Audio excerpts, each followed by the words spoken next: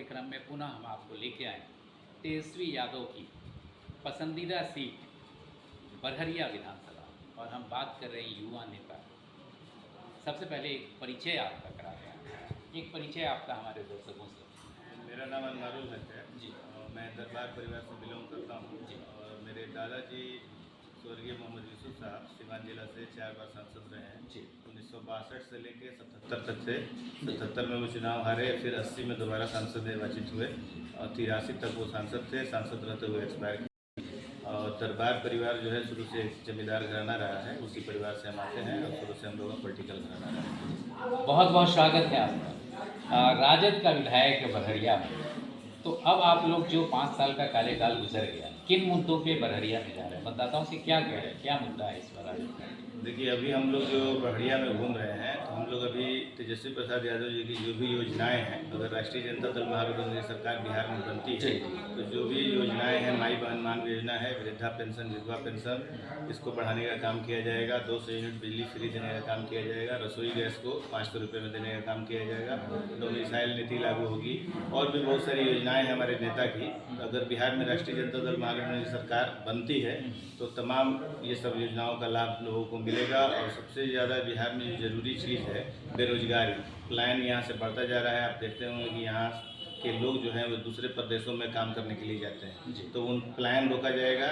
और बहुत सब आप देखे होंगे 17 महीने की जो सरकार बनी थी उसमें जो उन्होंने काम किया, नौकरियाँ दी और पलायन को रोकने का काम किया। बहुत सब IT policy, tourism policy, sports policy वो लाए थे। स्पोर्ट्स पॉलिसी एक ले आए थे जिसमें मेडल लाओ नौकरी पाओ, इसके तहत काफ़ी लोगों को नौकरियां मिली। तो हमारे नेता के पास विजन है। हम बरहरिया के लोगों से यही आग्रह करते हैं, हाथ जोड़ के निवेदन करते हैं कि आप एक बार मेरे युवा नेता को मौका दें और बिहार में राष्ट्रीय जनता दल महागठबंधन सरकार को बनाएं और तेजस्वी प्रसाद यादव जी को बिहार का मुख्यमंत्री बनाएं। ये जो आप बता रहे हैं कि रोजगार पलायन जो तेजस्वी जी भी बहुत जोर शोर से उठा रहे हैं, लेकिन हम बरहरिया के क्षेत्र में अगर आ जाते हैं तो यहाँ क्या संभावना है रोजगार सृजन की?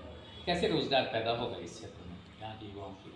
देखिए, बिहार में जो है बिहार में नौकरी का सृजन जो है वो होगा तो बरहरिया के लोग भी इससे लाभान्वित होंगे। बरहरिया में अभी नौकरी सृजन की कोई ऐसी चीज़ है नहीं, लेकिन अगर आगे चल के सरकार हमारी बनती है तो यहाँ पे जैसे काफ़ी प्रतिभा संपन्न खिलाड़ी हैं। चूँकि हम एक स्पोर्ट्समैन रहे हैं और अभी बरहरिया में साल भर में काफ़ी हम जगह देखें कि क्रिकेट का, फुटबॉल का, यहाँ तक कि वॉलीबॉल के भी काफ़ी अच्छे खिलाड़ी हैं। तो अगर सरकार बनती है तो हम लोग यहाँ पे एक स्पोर्ट्स का ये बनाने, स्पोर्ट्स एकेडमी का निर्माण कराएंगे और उसमें खिलाड़ियों को यहाँ लाभ मिलेगा और नौकरी का भी सृजन होगा। इस तरह से बहुत सारे चीज़ हैं जो आने वाले समय में अगर सरकार बनता है तो बरहरिया में भी नौकरी का सृजन किया जाएगा। यहाँ लोगों को नौकरी दी जाएगी। कहा जाता है कि राष्ट्रीय जनता दल में जो पिछला 2 बार का चुनाव हुआ उसमें राजद ही राजद को हराता है, क्षमा के साथ। लेकिन अब जैसे बरहरिया विधानसभा में बात करें, चेहरा अगर बदलता है तो 2-3-4 लोग गंभीर लोग, वैसे तो ज़्यादा लोग हैं,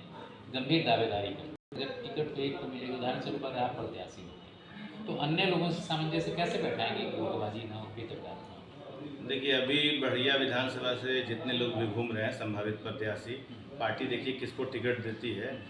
यहाँ गुटबाजी नहीं होगी क्योंकि जो लोग भी घूम रहे हैं वो सब लोग राष्ट्रीय जनता दल के समर्पित कार्यकर्ता हैं।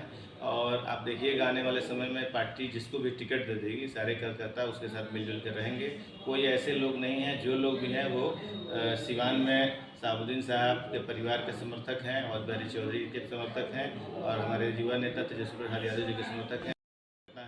तो जिसको भी टिकट मिलेगी सारे लोग मिलजुल के उसका साथ देने का काम करेंगे। गुटबाजी नहीं होगी। गुटबाजी नहीं होगी। अभी लोग जो आप सुन रहे हैं अनवारुल हक साहब को, युवा नेता, राष्ट्रीय जनता दल में युवा नेता के रूप में चर्चित हैं। आपके अगर कोई प्रश्न बरहरिया विधानसभा से संबंधित तो निश्चित कमेंट बॉक्स में लिखना न भूलें, हम साहब से लेकर आपको जवाब पहुँचाएंगे। इस बार मतदाता तो जो है आपके नाम की चर्चा बहुत हो रही है बरहरिया विधानसभा में, संभावित प्रत्याशी। अगर पार्टी ने आपको सिंबल दी तो कौन सा पहला प्रश्न इन मतदाताओं के लिए आप विधानसभा में उठाएंगे?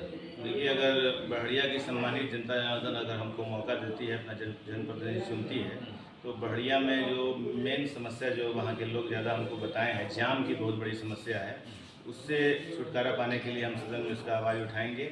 और भी बहुत सारी चीज़ें हैं। एक स्टेडियम का वहाँ निर्माण आधा अधूरा छूटा हुआ है, उसको कराने का काम किया जाएगा। और तीनों जो बड़ा बाज़ार है, बढ़िया बाज़ार, तरवारा बाज़ार, कुचुकी बाज़ार, वहाँ शुद्ध पेयजल की व्यवस्था नहीं है, शौचालय की व्यवस्था नहीं है। तो आने वाले समय में अगर बढ़िया की सम्मानित जनता हमको अगर अपना जनप्रतिनिधि चुनती है तो इस सब कामों को सबसे पहले कराया जाएगा और सबसे पहले जाम की समस्या से छुटकारा पाने का काम करेंगे। अंत में मतदाताओं से क्या अपील करेंगे आने वाले चुनाव के लिए? हम बढ़िया विधानसभा के और सिवान जिला के तमाम और बिहार के तमाम मतदाताओं से ये अपील करेंगे कि आप एक बार इस युवा नेता को, तेजस्वी प्रसाद यादव जी को मौका दीजिए। इनकी जो भी योजनाएं हैं, जो भी इनके द्वारा आप देखे होंगे 17 महीने के कार्यकाल में इन्होंने जिस तरह काम किया, नौकरियां दी, और आजकल उनका एक चल रहा है कि जिसके पास भी बिहार में डिग्रियां होगी उन सारे लोगों को नौकरी देने का काम किया जाएगा। तो बिहार से जो है पलायन को रोकने का मेन मुद्दा है। हम बढ़िया के तमाम सम्मानित जनता से ये आग्रह करेंगे, निवेदन करेंगे कि आप एक बार इस गरीब विरोधी सरकार को, एनडीए की सरकार को उखाड़ फेंकिए और बिहार में राष्ट्रीय जनता दल महागठबंधन की सरकार बनाइए। हमारे नेता तेजस्वी प्रसाद यादव जी को बिहार का मुख्यमंत्री बनाइए। आप दर्शकों का आभार। इस बार जैसा लग रहा है बरहरिया से अगर चेहरा चेंज होता है तो राजद वापस इस सीट को रख पाएगी अगर युवा चेहरे पर विश्वास करते हैं। और उम्मीद है कि माइनॉरिटी से आने वाले इस क्षेत्र में और माइनॉरिटी बहुल बरहरिया विधानसभा से इस बार पुनः राजद सीट बरहरिया से जिता के दिया जाएगा राष्ट्रीय जनता दल की सरकार बनाने में। बहुत ज़्यादा धन्यवाद, आभार। कोई प्रश्न हो तो लिखना था। आपका भी बहुत आभार।